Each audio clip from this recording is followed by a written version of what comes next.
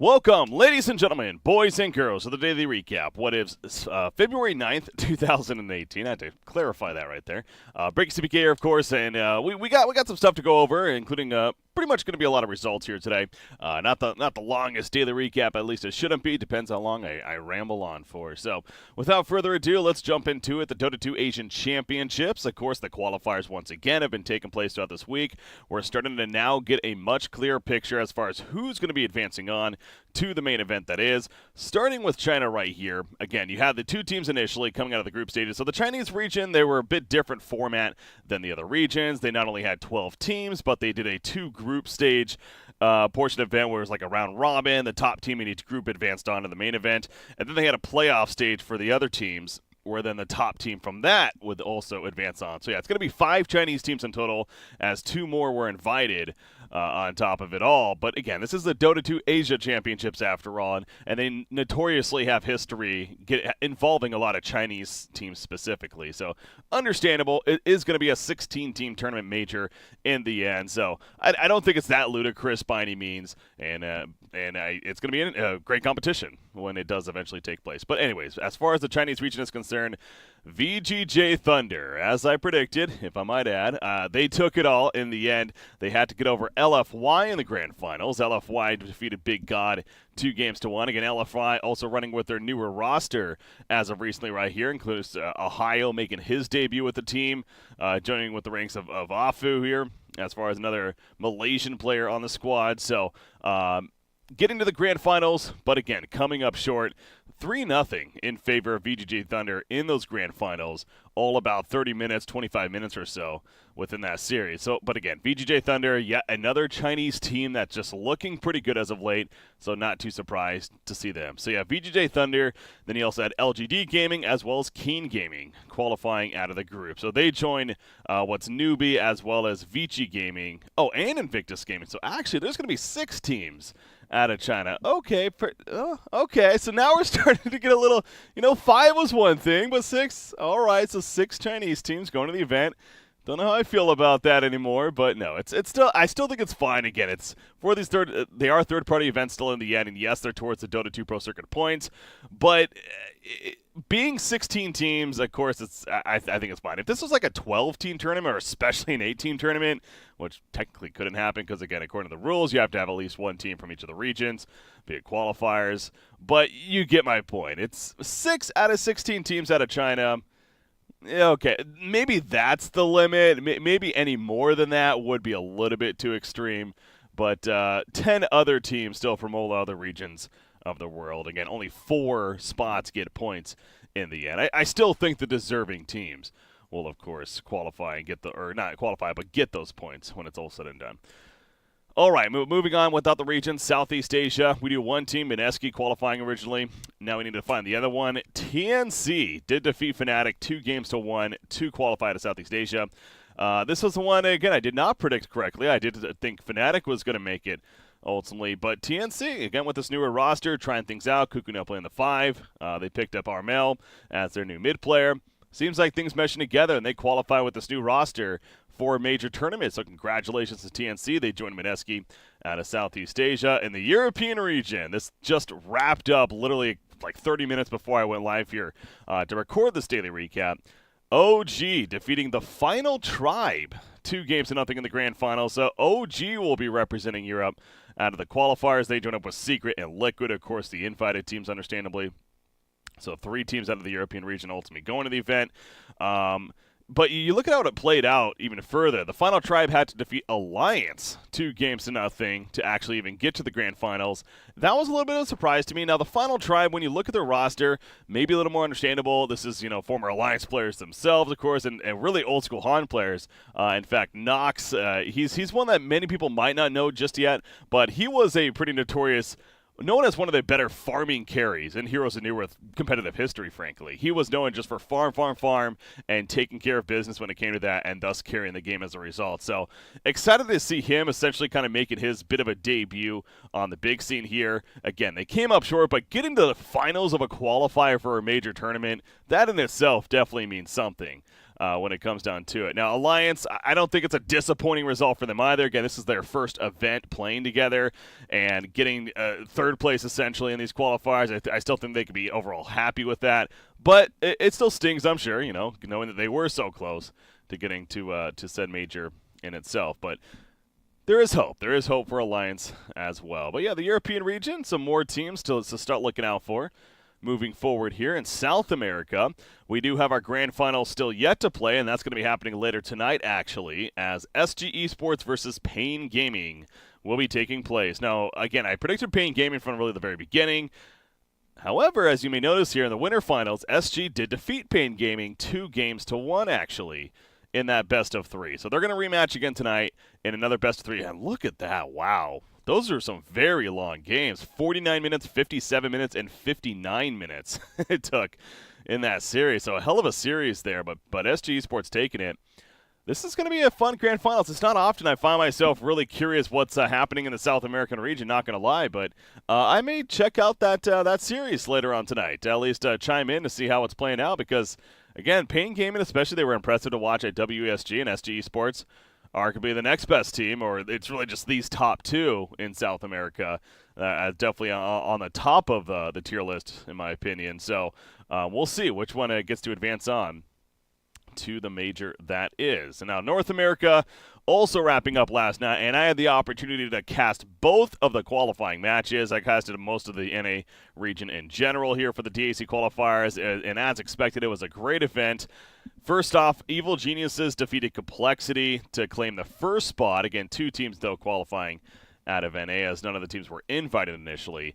EG, especially with their performance in the qualifiers, you could argue, okay, maybe they should have been. I've never been the most sold on this team. I think that they've been overrated for a long time, frankly, and I've made that point before. And again, with this roster change recently, I didn't know if it was going to be the best for them. But I got to say, they put on a clinic yesterday especially. They 2-0'd Complexity in pretty dominating fashion, actually, including running an IO Beastmaster offlane combo with Sumail playing the Beastmaster, where he just tore up Complexity. They're the best team in NA right now. And I think this, if anything, definitely showed me that, and I know many other people out there as well. So they ultimately qualified, getting the first spot. Complexity then knocked down to the losers bracket. To face their opponent, they ended up facing Optic. Now, Optic actually had to defeat Team IDC, which is now going to be the new VGJ Storm team. IDC, though, Yarwar, Tomato, Snake King, MSS, and SVG. Again, a very strong roster there. But they almost didn't get past them, and again, understandably, it's a good roster, but they defeated them in the end 2-1. And then they got matched up against Complexity in what was probably one of the more entertaining series I have gotten to cast in a very, very long time. I want to say this season so far. I had some pretty entertaining games last year when I was first breaking into the Dota 2 scene, not going to lie, but this was probably the most entertaining I've ever had when it comes to this season, at least. So for the last 4 or 5 months or so. But Complexity Gaming against Optic Gaming. Complexity took the first game. Optic came back to win the next 2 games. I was casting with Trempax. This is a series that just had so much swing back and forth. In game number 2, Complexity actually they had a good 6,000-7,000 net worth lead at a point fairly earlier on in the game. They had a lone druid that was getting crazy farm. They had a Beastmaster. The idea was that they were just going to split push eventually and just accelerate off of that lead. But it was actually 3-3 for Optic Gaming playing Bounty Hunter. He sniped 3 or 4 different couriers with items on them, including a Necronomicon for the Beastmaster earlier on in the game. He also sniped the level 3 Necronomicon later on.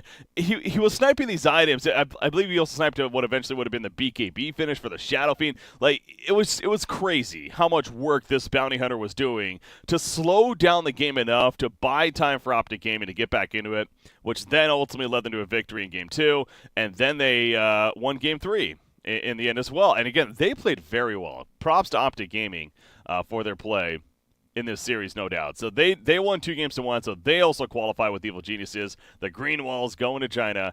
Complexity coming up just short for a major qualifier here to go back to China. So That was the North American event. You take a look at the overall event. So we still need to find out the South American, as we mentioned, and also CIS. Actually, CIS hasn't even started yet.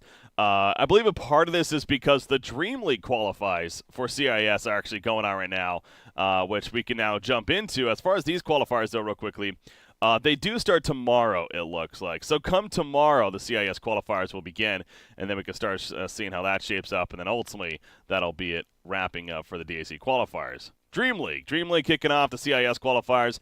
Empire versus Suicide Team is our current grand final matchup to see who goes to the Dream League event.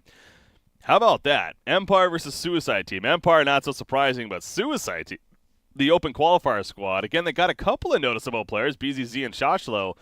Other than that, though, defeating both Spirit, well, I guess all they had to defeat was Team Spirit, actually, because they defeated them in the first round, and then they had to play them again in the losers bracket, which they won both of those series, 2-1, and that does surprise me a little bit. Again, I've been a high seller of, or high buyer, even I guess you could say, of Team Spirit in the CIS region, and even Gambit, though. Gambit getting handled 2-0 against Empire, or 0-2 against Empire, and then 0-2 against Spirit. But yeah, Suicide Team, we'll see. Can they make the upset over Empire, or will Empire claim victory as maybe we expected in the end? We'll find out by tomorrow's Daily Recap. GESC, the Indonesia Dota 2 tournament that's going to be taking place coming up here in the near future. Now, GESC, one of the interesting things with them this year, they had actually 4 events planned in total. However, 2 of them were canceled earlier on in the season due to, I'm not exactly sure what the 100% the reasons were, but for whatever reason they were canceled, logistic reasons perhaps. This is one of the 2 that still remain, the Indonesia Dota 2 minor. We know several of the teams. There's still a couple more that we needed to figure out, including the European qualifiers, which actually starts tomorrow. And it just so turns out I was reached out by BTS. They're doing coverage for it. They asked if I would like to cast it, actually, which I said yes. So turns out I'm going to be casting this event as well. And there's 4 teams in it. All of them were invited, actually. But yeah, Kingwin, The Final Try, Penta Sports, and Double Dimension, formerly known as Planet Dog, of course. But they were just picked up by the Double Dimension organization. So really curious to see how they do. But yeah, no, this is going to be a solid qualifier. Again, The Final Try, we just saw them get to the grand finals of the Dota 2 Asian Championships, the European qualifiers. There's just so many events going on right now. So again, really excited to see them. They match up against Kingwin in the first round. It's going to be Penta versus Double Dimension in the first round themselves. And Penta, of course, the announcement of picking up Weeha. They went pretty deep in the Dota 2 Asian Championship qualifiers as well. They actually got knocked out by the Final Tribe in that 4th place spot. So that starts tomorrow. Looking forward to that. And then one other announcement I wanted to make. Just so happens to include myself as part of it, but I figured it was obviously pretty relevant to the competitive scene.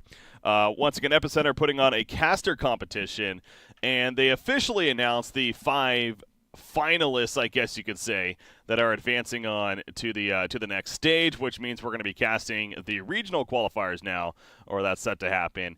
And I was part of that list. So obviously super excited for this opportunity. It has brought up a lot of questions as far from the community, I've noticed, in terms of like how seeing especially myself and Grant on the list. We've been to LANs before. We've been casting the scene for quite a bit. According to the rules stated that as long as you've not casted a major tournament or TI itself, then you are eligible. So that's, why myself, and obviously same thing for Grant, why we signed up. So, I get the argument to be made that maybe it should be more about, like, unknown casters in the end. But, I'm just following the rules. I'll say that. Like, I wouldn't have minded if they wanted to do that. I get why they didn't do that, frankly. Again, not to sound biased, but it's understandable why such a big tournament wouldn't just want a completely unknown person on the scene to have a chance to cast at their main event. But it also could be a fun idea. Again, I get that. Maybe another event will do that in the future, but especially depending on how this one goes. But as far as the 5 finalists go, myself, Grant, you got Moxie. MLP, of course, he had his big fame from the ESL coverage recently. One of the casters that actually got banned during all that Facebook drama. And then Tea Time, which I guess I learned a little bit more about him. He hasn't casted Dota in a while. He used to cast Dota, but he actually came back to cast a little bit for this event, and he was selected as one of the finalists. So, obviously, best of luck to everyone. We all know Grant's going to win in the end, but we're doing our best. We're doing our best to cast as well. So No, but it's a fun competition. So again, if anything, it does get more casting opportunity out there, which I'm always all for. And just to clarify too, they are paying us for the regional qualifiers, and then if you were to happen to be the one that qualified for the main event, they then would pay you as well. It's not like they're just expecting free labor out of this. So just to make that clear on how it's working as well. But I think that does it. And that pretty much does it for the daily recap. So once again, I want to thank you for checking it out on what is February 9th, 2018. As always, leave your feedback. Let me know how you like it. And hit that subscribe button. And also follow me on Twitter and Facebook. Thanks again for tuning in, guys. I'll see you next time.